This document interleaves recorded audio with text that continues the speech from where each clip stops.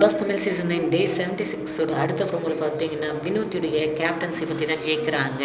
வினோத் தலையாக இந்த வாரம் எப்படி பண்ணார் அப்படின்னு சொல்லிட்டு அப்போ வந்து அந்த க்ளீனிங் இஷ்யூ வருது. திவ்யா என்ன சொல்கிறாங்க அப்படின்னா, நான் வந்து பார்வை மென்ஷன் பண்ணி சொல்லலை, நான் இங்கே இந்த இடத்துல க்ளீனாக இல்லைன்னு தான் சொல்கிறேன். உடனே சார் நான் எத்தனை முறை சார் நான் இப்போ 10-20 முறை பார்வை கிட்ட சொல்லி நான் க்ளீன் பண்ணுறானா இல்லை, ஆனால் அழுக்கு இருந்ததுன்றதை நான் பார்த்தேன், கேமரா பார்த்தோம் அப்படின்னு சொல்லிட்டு விஜய் சேதுபதி சொல்கிறாரு. உடனே வந்து என்ன சொல்கிறாருன்னா, நீங்கள் இந்த க்ளீனிங் டீம் வந்து இது இங்கே மட்டும்தான் பண்ணுவோம் அங்கே மட்டும்தான் பண்ணுவோன்ற அளவுக்கு நீங்கள் ஏன் விட்டு வச்சுருக்கீங்க?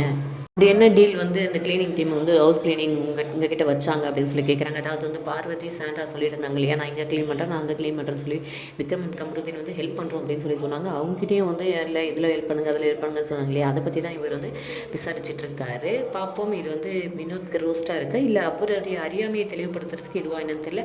ஆனாலும் நாங்கள் நினச்ச பாரு கம்பரு மேட்டுக்கு வாங்க மேட்ருக்கு அப்படின்ற மாதிரி தான் இருக்குது.